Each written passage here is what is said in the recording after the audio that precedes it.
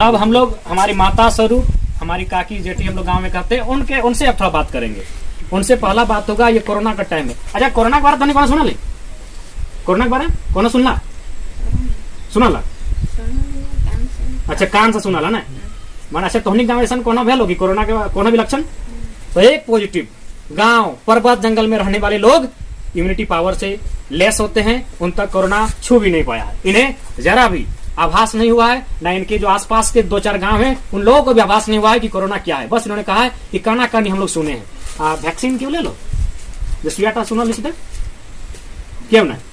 इस गांव में जागरूकता का अभाव है। ये लोग जहां आप किसी भी सरकारी काम में एंट्री के लेने के लिए जाएं, आपको बोलेगा कि पहला डोज कम से कम होना चाहिए, फर्स्ट डोज आपका होना चाहिए। लेकिन उसके बावजूद दुर्गम पहाड़ों में रहने के कारण, सरकारी सुविधा नहीं हो पाने के कारण आज भी इस गांव के जो लोग हैं वो कोरोना की वैक्सीन से भी कोसों दूर हैं। कोरोना को केवल सुने हैं, लेकिन केवल कानाकानी उससे सामना नहीं हुआ है, क्योंकि ये इम्यूनिटी पावर के साथ रहते हैं, प्रकृति के साथ रहते हैं, शुद्ध वातावरण में रहते हैं। ये बात इनमें खासियत है। लेकिन इनकी समस्या है सड़क, बिजली और जो मूलभूत सुविधाएं हैं जिनसे हमारे समाज के लोग, दूसरे लोग लाभ लेते हैं, उससे ये लोग अपरिचित है आज भी।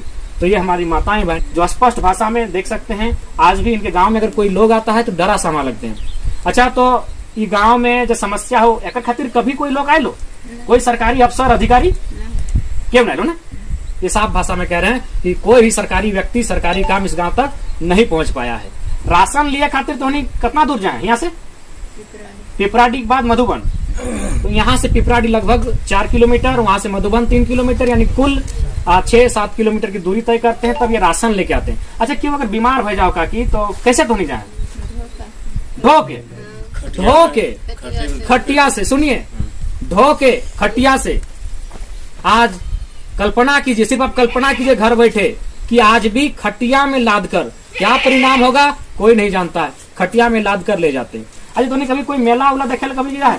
कहीं मेला अगर देखेगा, मेला तो देखा नहीं, मेला से परिचित नहीं है। ये लोग बस इसी छोटे से गांव में दुर्गम पहाड़ों के बीच रहते हैं, यही अपना खेती है, पशु है, क्योंकि किसान का संबंध पशु से होता है। ये लोग खेती करते हैं, खाते हैं और यही जीवन यापन करते हैं। सरकारी सुख सुविधा, मेला, सिनेमा, इनसे तो इनका नाता तक नहीं। लोग कोटा कहाँ पे पढ़ते हैं?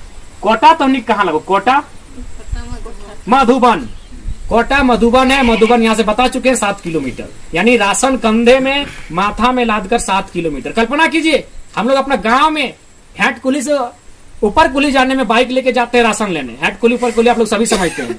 हैट कुली से ऊपर कुली जाने में हमने बाइक की इस्तेमाल कर रही है, और यहाँ 7 किलोमीटर राशन आवे खाते। अच्छा, जब राशन आने लगे तो जहाँ क्यों मना के लोग कह दो ना कि फलना तारीख के तो राशन मिले वाला हो तो नहीं आ जाइए। बस इस गांव में एक डाकिया आता है, मुंह बोला डाकिया, अभी राशन के टाइम सिर्फ आके कहता है कि राशन मिलने वाला है, आप लोग जितने लोग हैं अमुक तिथि को वहां पर आकर अपना राशन ले ले। बाकी इस गांव में कोई व्यक्ति नहीं आता है। और जो राशन का संदेश लेकर आता है उसमें भी कहीं ना कहीं उस व्यक्ति का निजी स्वार्थ होता है। तो आज समझ सकते हैं, आप हैरान हो सकते हैं, परेशान हो सकते हैं, लेकिन ये सत्य है दोस्तों। आज भी एक ऐसे गांव से हम लोग परिचित हो रहे हैं, ऐसे सैकड़ों गांव होंगे। इसलिए हमारी आवश्यकता है, आज हमारे हाथों में जो मोबाइल है ये क्रांति है।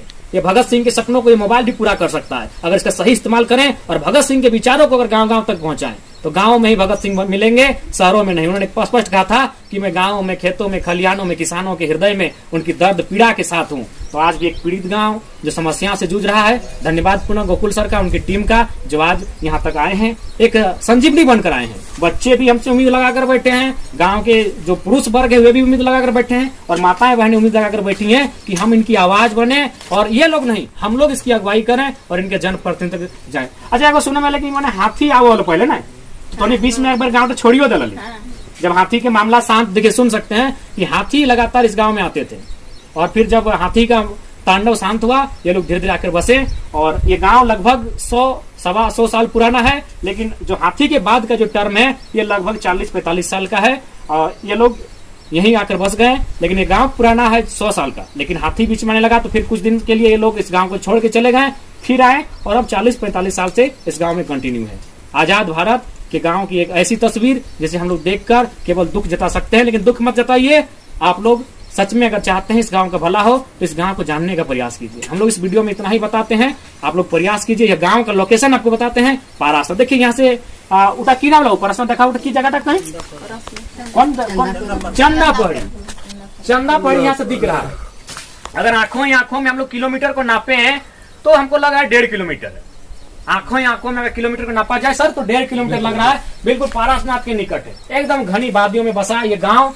तो ये गांव का लोकेशन है पारसनाथ, पीरटांड, गिरिडीह। आशा करते हैं वीडियो को केवल देखे नहीं, वास्तव में इस गांव के लिए एक दया भाव जताते हुए इस गांव की सुविधा कैसे आए इस गांव में, इसके लिए प्रयास करें। जय हिंद, वंदे मातरम।